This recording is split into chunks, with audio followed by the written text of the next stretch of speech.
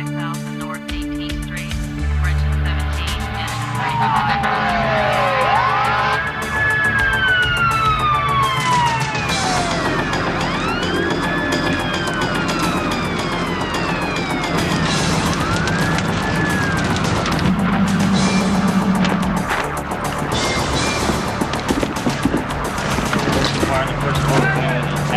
Dispatch the second alarm.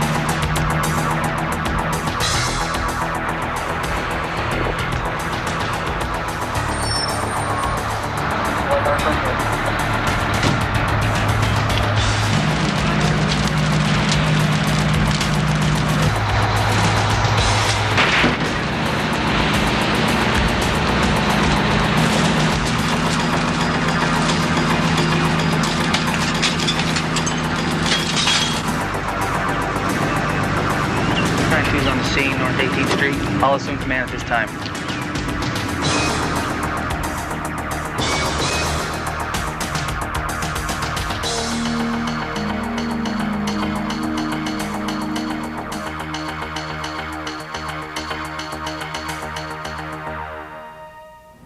Hi, I'm Alan Brunacini. We're about to take a look at a staged fire attack in this building to illustrate the fire command system in action. The operation will not be shown in real time, but will be slowly analyzed piece by piece. Although the specifics of the response and attack may be different in your fire department, the principles are the same in all situations. But why do we need a command system? Let's face it, sooner or later we all get the wet stuff on the red stuff and all fires go out eventually. The trick is knowing how to do our jobs quickly, safely, and effectively.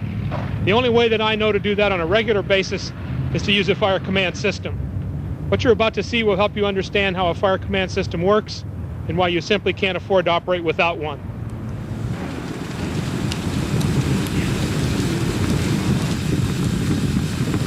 Channel 2, first alarm assignment, an apartment building fire, 5000 North 18th Street, for engine 17. Every fire department needs to develop a plan that establishes standard operating procedures for everyone involved in fireground operations. This begins with the dispatching of companies. There should be SOPs for the safe and quick response of all fire apparatus and personnel. Engine 17 to alarm. Alarm go.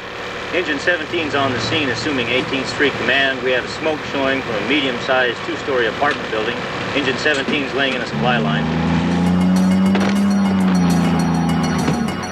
The first arriving officer is responsible for assuming command, as has been done here by Engine 17. This initial announcement of command provides the foundation of an organized system for fighting the fire. A quick size up of the fire indicates a serious working fire on the first floor with possible extension above. Command alarm. Alarm go. We have a working fire on the first floor going inside of an attack line. Dispatch the second alarm. Command has an immediate need for search and rescue in the 6 apartments in the building. Although the other companies have not yet arrived, he knows from experience that he has more work than 2 engines and 1 ladder can handle. This is a time when many smaller departments might call for mutual aid. The longer command waits to call in needed resources, the more catch-up he'll have to do. In this instance, the officer of Engine 17 has combined action with command. This is sometimes necessary when adequate resources have not yet arrived. His personal involvement can make a critical difference in the initial operations. The hose line is brought into position between the fire and exposed sections of the apartment. The fire stream is used to help protect the search by confining the fire and maintaining avenues of escape. At most fires, including this one, the first 5 minutes are worth the next 5 hours. Fires grow rapidly and fast, powerful action needs to be taken by firefighters. The longer command waits to make a decision on fire attack strategy, the less likely it is that victims and property will be saved. Before committing his resources, the fireground commander has to choose whether to use offensive or defensive strategy. Offensive strategy involves an aggressive interior attack. The goals are to quickly rescue endangered occupants and extinguish the fire. For obvious reasons, offensive strategy should be used wherever possible. However, if fire conditions prevent an interior attack, defensive strategy should be used. Efforts should then be made to protect exposures. Everyone on the fire ground, not just command, must understand offensive and defensive modes and know why they should never be used at the same time. Combining offensive and defensive strategies is like ordering artillery on yourself. Definitely something you want to avoid. Command's first priority is rescue. The goal upon entering the fire building is to perform the primary search, a rapid search to make sure that everyone is out. Ladder 11 to command. Command, go ladder 11. We're on the north side of the building. We have fire on the ground floor, lapping to the second. Copy, fire on the ground floor, north side. Lapping to the second floor. Split your crew, go to the second floor for search, check the roof. Give me a report.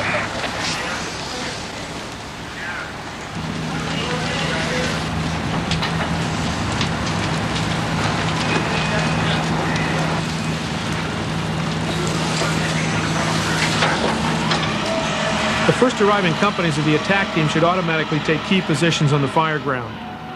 Engine 17 laid a supply line from the south hydrant and positioned near the fire building to allow for a rapid attack.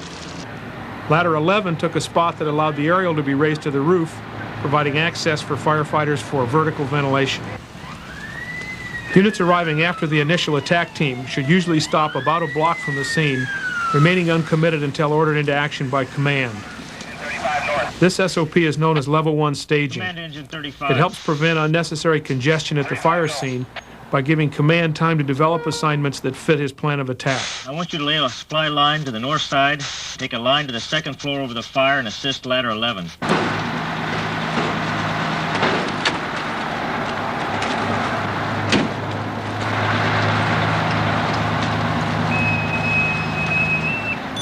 Command must match tasks with the capabilities of each unit. For example, the ladder company has been assigned to search and rescue and important support functions like ventilation and forcible entry. He's also assigned Engine 35 to take a line to the second floor because he is concerned about fire extension. Note that he assigned an objective, but did not tell how the job should be done. If the department has adequate training in SOPs, the companies will know what to do.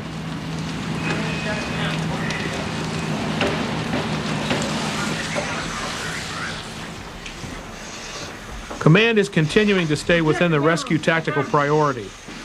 He now has the search being conducted and protected in the two most hazardous areas, in the apartment of origin and the apartment directly above.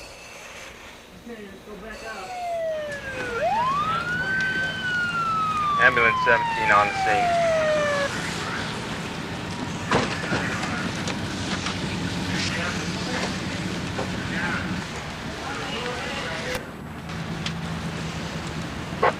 Time 2 to command. Command, go. I have copied your assignments. What are the fire conditions at this time?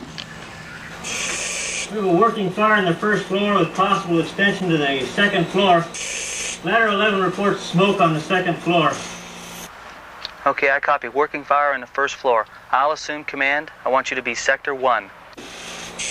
Copy. Battalion 2 is assuming command. Engine 17 will be Sector 1. What we've got here is what you want from a fast attacking company officer. He arrived, gave a good initial radio report, evaluated the situation, and struck another alarm. He got the operation going, and there's something organized for the battalion chief to take over, as opposed to just an out-of-control mess. The battalion chief can communicate with the guy who started the operation. By setting up a fixed command post in the quiet space of his vehicle, away from the noise and confusion, the battalion chief is in a better position to support the attack and to consider the overall needs on the fire ground. He has more powerful radio communications, the assistance of an aide, writing materials, pre-fire plans, and a clear view of two sides of the fire building. Copy, Ladder 11. You're removing 2 victims from the second floor. I'll have Ambulance 17 meet you. Command Ambulance 17. Ambulance 17. Meet Ladder 11 at the front stairs. They have 2 victims. You'll be treatment sector. Ambulance 17, copy. Going to the front stairs for 2 victims. 17 is treatment. Command to alarm. Alarm. Give me a 3rd alarm assignment. Dispatch them to 20th Street and Camelback, Level 2 staging. Also an additional ambulance. Copy, command. Command is playing it safe. He knows that the second alarm companies will be committed to search and rescue and fire control. At this time, he is unsure if more victims will be located or whether the fire is extended to the second floor. The 3rd alarm will serve as a tactical reserve. It's always better to be too big than too small. I'm going to go ahead and sit you down here. The treatment sector needs to be away from dangerous conditions, but in an area close by to allow patients to be treated quickly. It also has to be located in a place that allows for easy access for ambulances. Slow your breathing down. Slow your breathing down. Take big, deep breaths of that. Ladder 11 to command.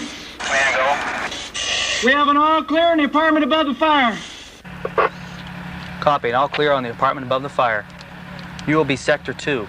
Command is quickly taking charge of his resources. He now has sectors for the first and second floors, the roof, and for treatment. He is reducing the number of individuals reporting to him so he can better operate at the strategic level. We have an all clear on the roof with no fire extension. I'll copy, no extension on the roof. Why don't you report to Sector 1? Although vertical ventilation was not required at this incident, it's an important function at many fires and can mean the difference between success and failure. Command to Sector 1. Sector 1. I'm sending you 2 firefighters from ladder 11. Copy, 2 firefighters from ladder 11. Be advised we have an all clear on the main fire apartment. Command, copy, and all clear on apartment 1.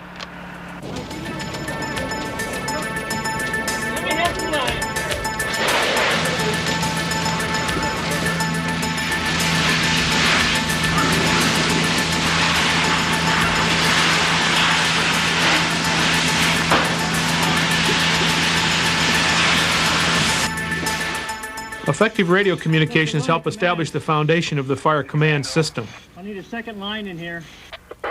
All key operational actions are funneled through command. He transmits simple, direct orders and receives progress reports and requests for more resources. By initiating, maintaining, and controlling the communications process, command exerts his influence over all fireground operations. Command gives orders, but he also needs to listen. In fact, the experienced fireground commander knows that good communications generally involves 1 part talking and 10 parts listening. Sector and company officers should be equipped with portable radios so they can always be in direct contact with command. Their first-hand reports enable him to react quickly to changing conditions and get resources to where they're needed as soon as possible. SOPs are as important to communications since there should be standard operating procedure for the receiver to confirm the sender's statement and for all radio traffic to be short and to the point. If there's unnecessary radio traffic or any other reason why command can't communicate, he's out of business. Engine 9 arrives and is assigned to pump Engine 17's supply line to improve the water supply on the fireground.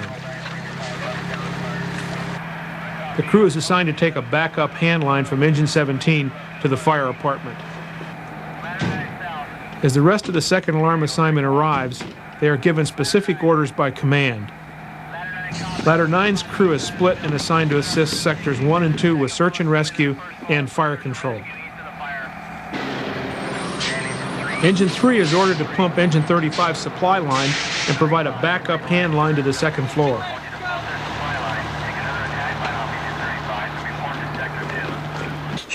Sector 2 to command. We have an all clear in all apartments in Sector 2. We have an all clear on the first floor. All clear signifies that the primary search has been successfully concluded We have an all clear on the building. and the first tactical priority of rescue has been met. Yeah, let's go. Okay, we're going to get down on the hospital. Do you have any more difficulty breathing? No more. The first benchmark has now been reached on the fireground. Operations can now move into the second tactical priority, fire control.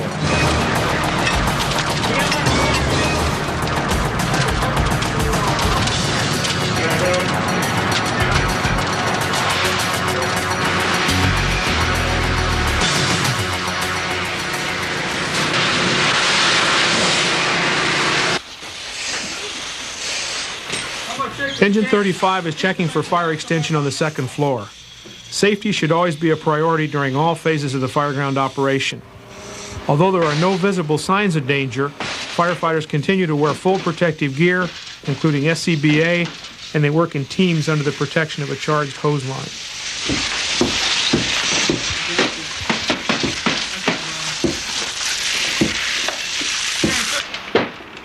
Sector 1 to command. Command, go. We have fire knocked down on apartment 1. We're checking for extension at this time. Our copy, fire knocked down in apartment 1 and checking for extension.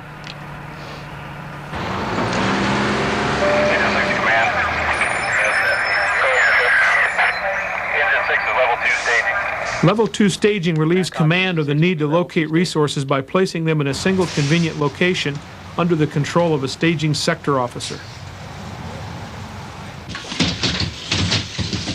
At most fires, only 10% of the work involves applying water on the fire. The other 90% involves search and rescue and supporting the attack with ventilation, forcible entry, and checking for fire extension. We have fire control, Sector 2. Fire's under control in Sector 1 at this time. We are fire under control. Copy, command. You have it under control. The second tactical priority, fire control, has now been accomplished. Once the under control benchmark has been reached, operations move into the third priority, property conservation. The three tactical priorities must always be approached in order.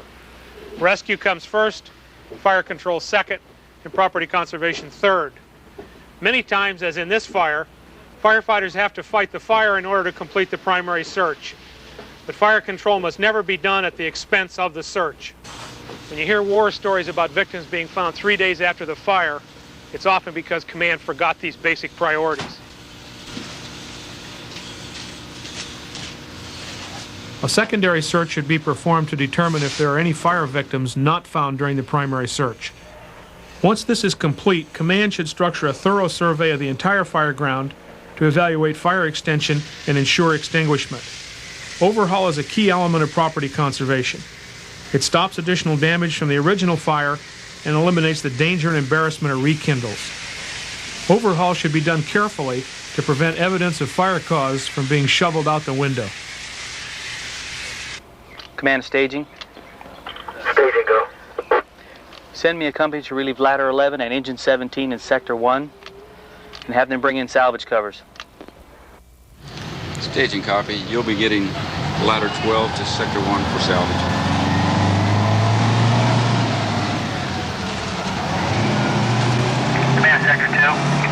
Sector 2. As the incident winds down, command reduces the span of his control by terminating Sector 2. In addition, he replaces the most fatigued crews with fresh companies. Copy. Transfer Sector 1 to ladder 12, taking my crews to rehab. Effective salvage reduces the overall loss that will result from the fire and is as much a part of the job as rescue and fire control. It may begin during the fire control priority if sufficient resources have already been assigned to fight the fire. Tired firefighters are accidents waiting to happen. A rehab sector provides an organized response to the safety and welfare of all fireground personnel. Crews should be cycled through the sector for medical evaluation, fluids, food, and rest.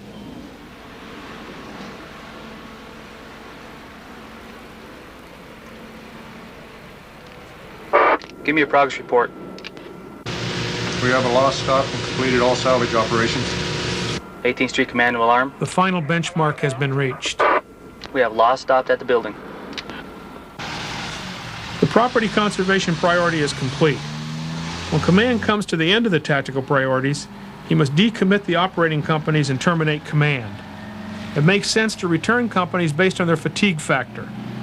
The fire companies that arrive first or work the hardest should leave first. If terminating command, companies will place themselves in service as they pick up. Engine 3 will remain to assist the fire investigator. Copy, command. Terminating 18th Street Command. Engine 3 will remain on the scene. You've seen how a fire command system operates. Using this system makes life a lot easier for the fireground commander and the troops. When it's not used, the typical fireground often deteriorates into an unsafe, out-of-control situation.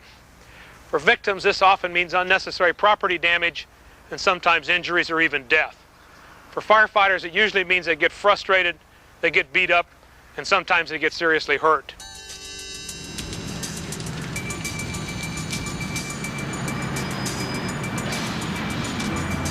The command system requires the first arriving company officer to assume command and quickly size up conditions to determine whether to use offensive or defensive strategy. Once the strategic mode has been selected, the three tactical priorities serve as a roadmap for guiding all activities at the incident. Rescue and the primary search always come first. When the all clear is given, fire control becomes the priority on the fire ground. When the under control is given, all efforts are directed toward property conservation. Command is usually transferred to a higher-ranking officer who operates within a fixed command post, where all of the fireground operations can be reviewed and effectively managed. I'll assume command. You be Sector 1. Sectoring divides the work of firefighting into smaller, more manageable units and allows command to operate at the strategic level. With the assistance of good communications, fireground priorities can be accomplished quickly and effectively. Standard operating procedures are used to speed the process along and ensure that tasks are properly handled. The command system also builds safety into every part of the operation. Firefighters can't protect citizens and property if they become victims themselves. Firefighters and officers must be in full protective equipment and SCBA when operating in areas exposed to fire or the products of combustion. They need to operate in a safe manner and not create situations that jeopardize their lives or health. A rehab sector usually needs to be established because the energy levels of firefighters are not infinite. Using all the elements of the fire command system always offers the best chance for a quick, effective, and safe resolution of the incident. Firefighting is difficult work. It's not a tidy job with convenient cubby holes for all that has to be done. Even with all the advantages of a fire command system, there are times when it seems like nothing goes right for the fireground commander. The fire doesn't react according to plan, the building was built to burn, and everyone acts like there's a full moon. Tough times like these make working the command system difficult, yet these are the times when the system is needed the most.